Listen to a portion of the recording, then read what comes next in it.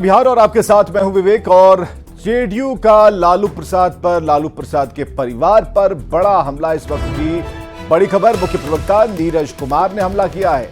RJD के लिए परिवार सबसे बड़ा है। आरजेडी के लिए फर्स्ट पोस्ट परिवार के लिए आरक्षित है, यह कहना है नीरज कुमार का, जो कि मुख्य प्रवक्ता और एमएलसी हैं जेडीयू से। मीसा को पोस्ट देने में देरी क्यों?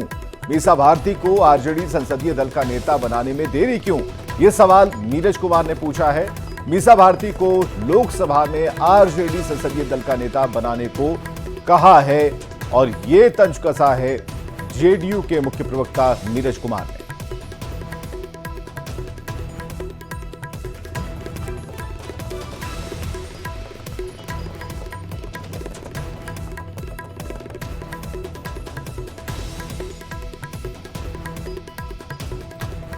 तो नीरज कुमार के बयान पर सियासत सुलग गई है और आरजेडी ने पलटवार करते हुए कहा कि लोकसभा में आरजेडी संसदीय दल का नेता कौन होगा यह आरजेडी के सांसद तय कर लेंगे, जेडीयू अपना घर संभाले। तो बीजेपी ने नीरज कुमार के बयान का समर्थन किया है।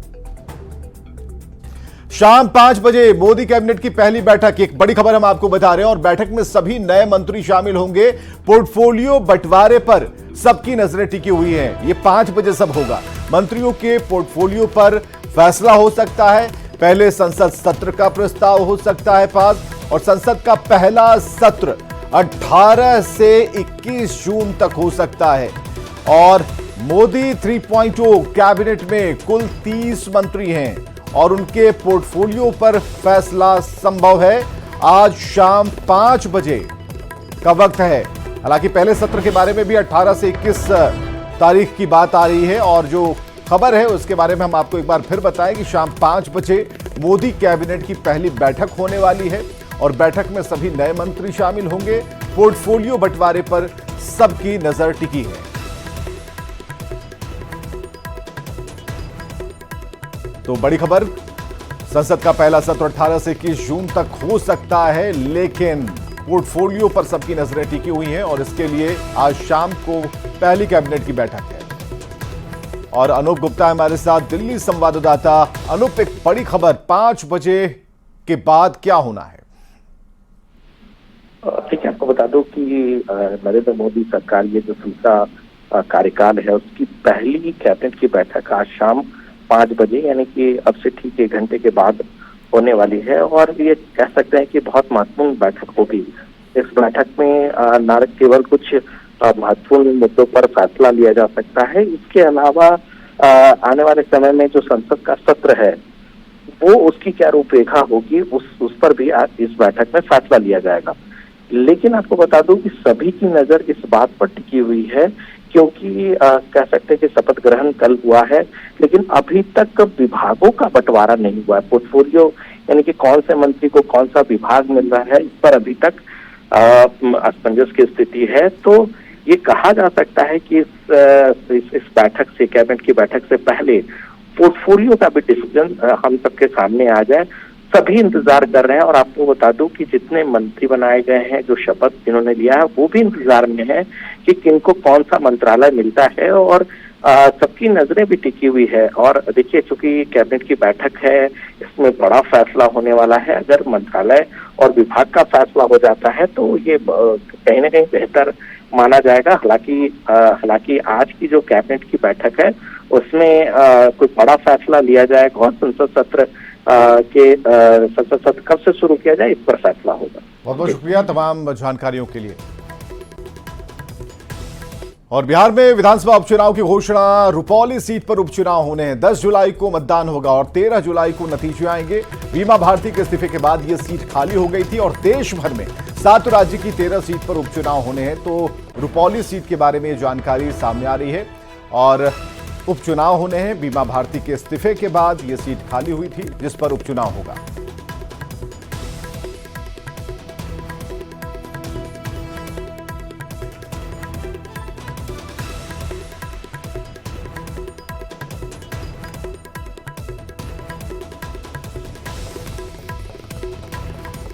तो तो कल तीसरी बार पीएम पद की शपथ लेने के साथ इतिहास रचने वाले पीएम मोदी ने आज पदभार ग्रहण कर लिया और पीएम मोदी पीएमओ पहुंचकर पदभार ग्रहण करने के साथ एक्शन में आ गए हैं। पीएम मोदी ने पदभार संभालने के बाद पहला फैसला लिया।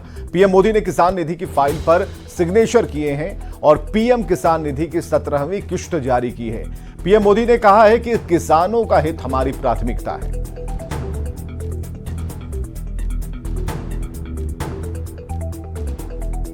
तो लगातार तीसरी बार केंद्र में प्रधानमंत्री पद की शपथ लेकर इतिहास रचने वाले पीएम मोदी अपनी कैबिनेट में सोशल इंजीनियरिंग पर भी खास ध्यान उन्होंने दिया। पीएम मोदी की कैबिनेट में सभी वर्गों को जगह दी गई है और इस कैबिनेट में ओबीसी वर्ग के सबसे अधिक मंत्री बने हैं। ओबीसी वर्ग के कुल 27 सांसद मंत्री बनाए गए हैं, जो कुल मंत्रियों की संख्या का करीब 37% है। नई कैबिनेट में सवर्ण वर्ग के 21 मंत्री बनाए गए हैं। इनमें 8 ब्राह्मणों और 3 राजपूत के साथ 2 भूमिहार नेताओं को मंत्री बनाया गया है। नई टीम में 10 मंत्री एससी वर्ग के हैं, एसटी वर्ग के 5 मंत्री हैं। अल्पसंख्यक वर्ग के 5 मंत्री भी इसमें शामिल हैं। अल्पसंख्यक वर्ग से एक भी मुसलमान मंत्री नहीं है और इस बार 7 महिला सांसद मंत्री बनी हैं। इसी के साथ नई कैबिनेट में महिलाओं को करीब 10% हिस्सेदारी दी गई है।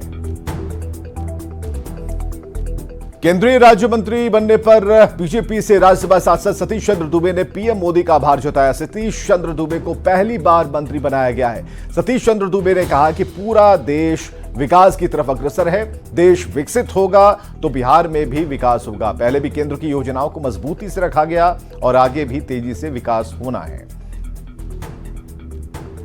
बीजेपी के राज्यसभा सांसद सतीश चंद्र दुबे केंद्रीय राज्य मंत्री बनाए गए हैं। उनके आवास पर आप देख सकते हैं किस तरह से तमाम समर्थकों का यहां पर जमावड़ा लगा है, बिहार से लेकर के और बाकी बिहार के अलग अलग जिलों से और दूसरे जगहों से भी उनके समर्थक, उनके चाहने वाले लोग यहां पर पहुंचे हैं। आप देख सकते हैं किस तरह से तमाम लोग हैं, उन्हें बधाई देने के लिए पहुंचे हैं। सतीश चंद्र दुबे से हम बात करने की कोशिश करेंगे। केंद्रीय राज्य मंत्री बनाए गए हैं। आप लोकसभा के भी सांसद रह चुके हैं, राज्यसभा के भी सांसद हैं, विधायक भी रह चुके हैं, पहली बार मंत्री पद मिल रहा है। किस तरह से बिहार का विकास करेंगे? आपके एजेंडे में सबसे ऊपर क्या होगा? देखिए, पूरा देश विकास की तरफ अग्रसर है। पूरा जब देश विकसित होगा तो बिहार भी उससे वंचित नहीं रहेगा, चंपारण भी वंचित नहीं रहेगा। आपके एजेंडे में क्या सबसे ऊपर होगा? क्योंकि बाकी लोग अगर हैं तो कोई विशेष राज्य के दर्जे की मांग करता है, विशेष पैकेज की मांग करता है। इस बार 8 मंत्री बिहार से बनाए गए हैं, उन 8 में से आप भी हैं, तो निश्चित रूप से बिहार की भागीदारी बढ़ी है, उसका फायदा होगा। देखिए, जो आप विषय रखे हैं उसके लिए प्रधानमंत्री जी खुद केयर करेंगे। बाकी 8 लोग चूंकि मंत्री हैं बिहार से, तो आपको लगता है भागीदारी ज्यादा बढ़ी है? बिहार के 4 बीजेपी के हैं, 4 सहयोगी दल के हैं, ऐसे में बिहार भी विकास करेगा, ज्यादा बिहार को हिस्सेदारी मिलेगी? देखिए, पहले भी केंद्र सरकार की योजनाओं को बड़ी मजबूती से रखा गया है और भविष्य में, वर्तमान में भी बढ़िया से रखा जाएगा। चलिए, बहुत बहुत धन्यवाद। तो केंद्रीय राज्य मंत्री सतीश चंद्र दुबे हमारे साथ हैं, जिनका कहना है कि निश्चित रूप से आने वाले दिनों में भी बेहतर तरीके से तमाम योजनाओं को हम लोग लेकर के जाएंगे और बिहार का विकास होगा। और खबर है बगहा से, जहां बीजेपी के राज्यसभा सांसद सतीश चंद्र दुबे को केंद्र में मंत्री बनाए जाने के बाद बीजेपी कार्यकर्ताओं ने जश्न मनाया है। बीजेपी के राज्यसभा सांसद सतीश चंद्र दुबे ने अपने राजनीतिक पारी की शुरुआत पंचायत अध्यक्ष के रूप में की थी और फिर उसके बाद सतीश चंद्र दुबे विधायक बने। वाल्मीकि नगर से सतीश चंद्र दुबे लोकसभा सांसद भी रह चुके हैं। उन्हें केंद्र में मंत्री बनाए जाने के बाद कार्यकर्ताओं का मनोबल बढ़ा है। देश में जश्न का माहौल है और हमारे, विशेषकर हमारे इस बिहार और इस चंपारण के लाल बड़े भाई सतीश चंद्र दुबे जी को भाई नरेंद्र मोदी ने अपने कैबिनेट में जगह दिया। इसके लिए हम सभी चंपारण वासियों के तरफ से, हम सभी कार्यकर्ताओं के तरफ से उनको बहुत बहुत बधाई और बहुत बहुत शुभकामनाएं। तो जीत की हैट्रिक लगाने के बाद चिराग पासवान मोदी कैबिनेट में शामिल हो गए और पहली बार चिराग पासवान के केंद्रीय मंत्री बनने से उनके परिवार में खुशी का माहौल है। उनकी बड़ी मां की बेटी यानी कि अनीता पासवान ने अपने भाई के केंद्रीय मंत्री बनने पर खुशी जताई। उनसे खास बातचीत की पटना संवाददाता विनीता मिश्रा ने।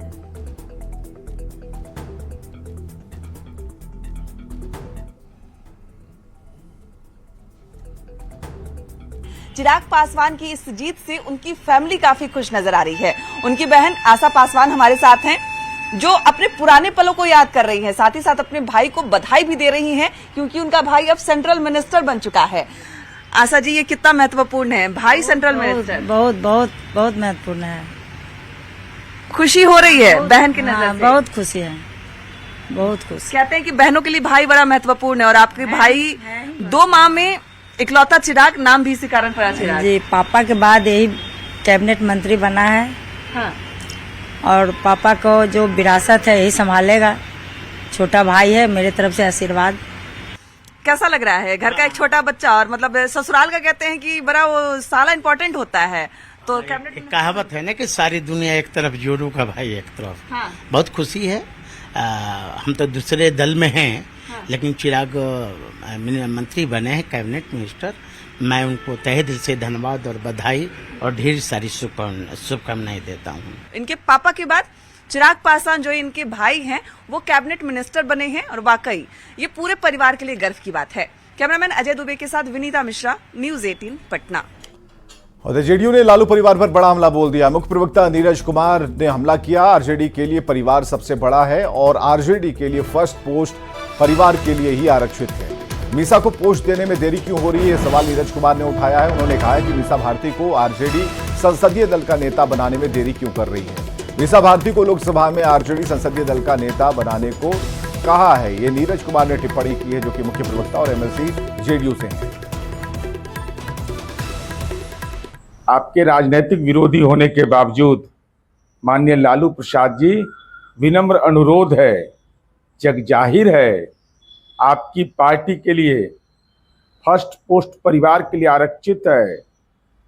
फर्स्ट पोस्ट फर्स्ट परिवार, तो फिर आदरणीय मीसा भारती जी को लोकसभा में संसदीय दल का नेता नियुक्त करने में विलंब क्यों कर रहे हैं? बेटी है तो क्या हुआ, बेटियां कहाँ बेटों से कम होता है?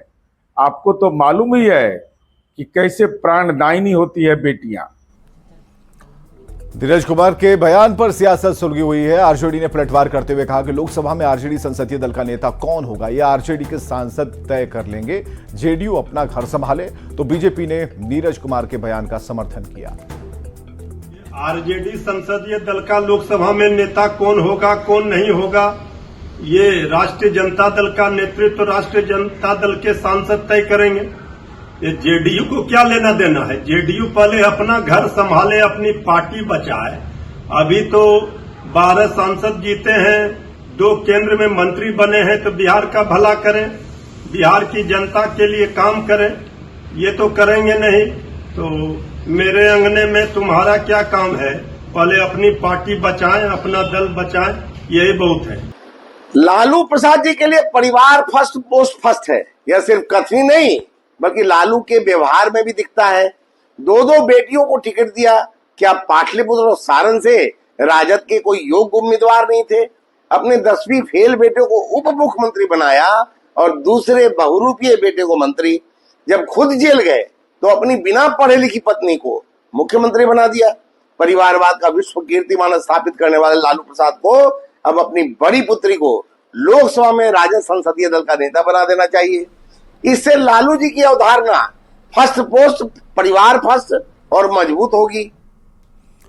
बिहार सरकार में एसटी/एससी कल्याण विभाग के मंत्री जनक राम ने केंद्र की नई सरकार को देश के गरीबों की सरकार बताया। उन्होंने कहा कि विकास के एजेंडे पर ही जनता से एनडीए को सत्ता सौंपी है। उन्होंने नरेंद्र मोदी के नेतृत्व में डबल इंजन की सरकार में बेहतर काम होने का दावा किया और साथ ही यह भी कहा कि अधूरे काम अब तीसरे टर्म में पूरे होंगे।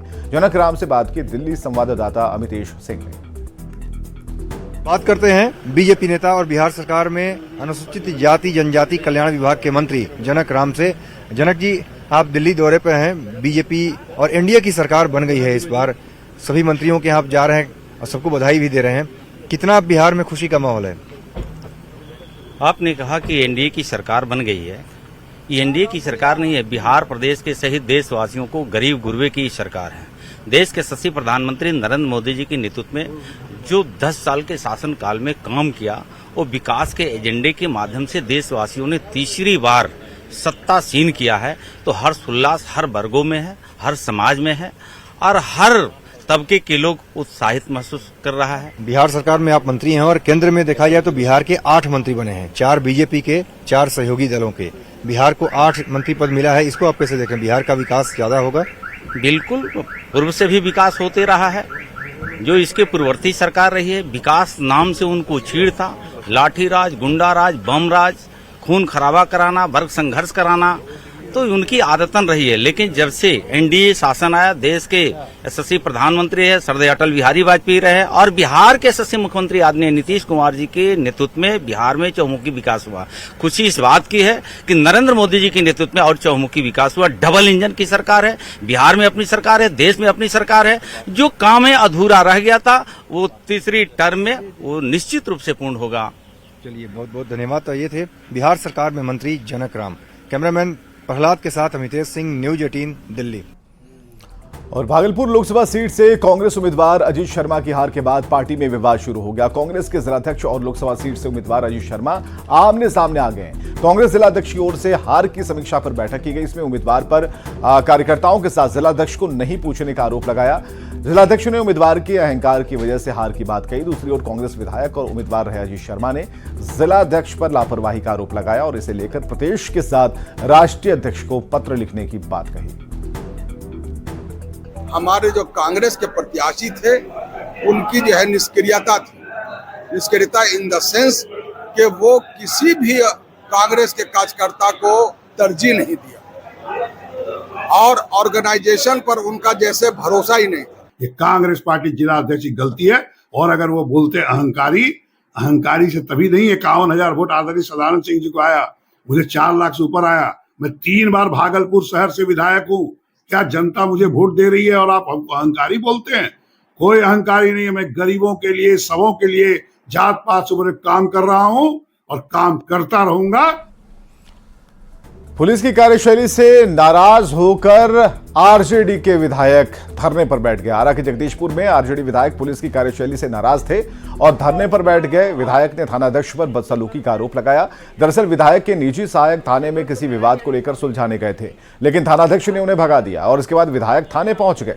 थानाध्यक्ष के खिलाफ धरने पर बैठ गए और विधायक जिला प्रशासन से थानाध्यक्ष को हटाने की मांग कर रहे हैं।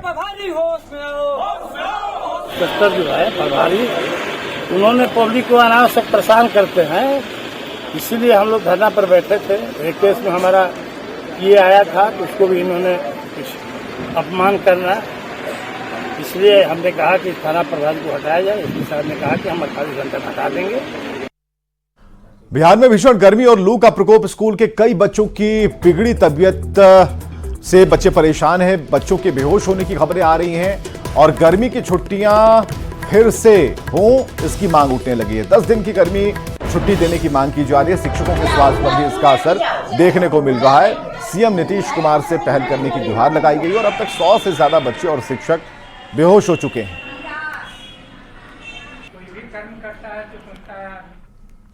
और मुजफ्फरपुर से बड़ी खबर है, भीषण गर्मी के बढ़ने लगे हैं एईएस के मरीज। जैसे जैसे गर्मी बढ़ रही है, एईएस के मरीज सामने आने लगे हैं और एसकेएमसीएच में एक नया एईएस का मरीज मिला है। अब तक 25 बच्चों में इसके लक्षण पाए गए हैं।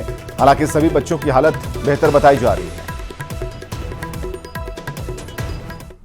और पटना से बड़ी खबर, मौसम को लेकर बड़ी खबर है। बिहार में अब देर से मानसून की दस्तक होगी। मौसम विभाग ने 14 जून तक लू को लेकर अलर्ट जारी कर दिया है। तापमान में हल्की गिरावट की संभावना जरूर जताई है और 15 जून के बाद तापमान में गिरावट होगी। मौसम वैज्ञानिकों ने लोगों से सावधान रहने की अपील की है। दोपहर 2 बजे से 3 बजे तक घरों से बाहर ना निकलने की ये अपील है।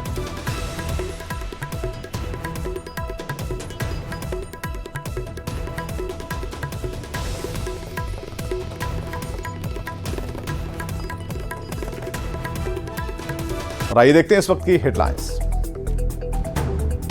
हेडलाइंस प्रेजेंटेड बाय स्ट्रॉन्ग मतलब मैथन स्टील। कुछ ही देर में होगी नई केंद्रीय कैबिनेट की पहली बैठक। सूत्रों के हवाले से खबर, बैठक से पहले नए मंत्रियों के पोर्टफोलियो पर चर्चा।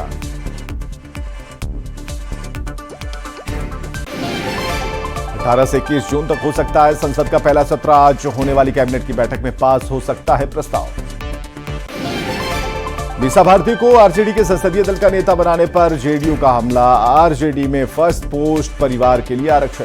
निर्वाचन आयोग ने बिहार की रुपौली सीट पर विधानसभा उपचुनाव की घोषणा की। 10 जुलाई को मतदान, 13 जुलाई को आएंगे नतीजे। मीसा भारती के इस्तीफे के बाद खाली हुई है सीट।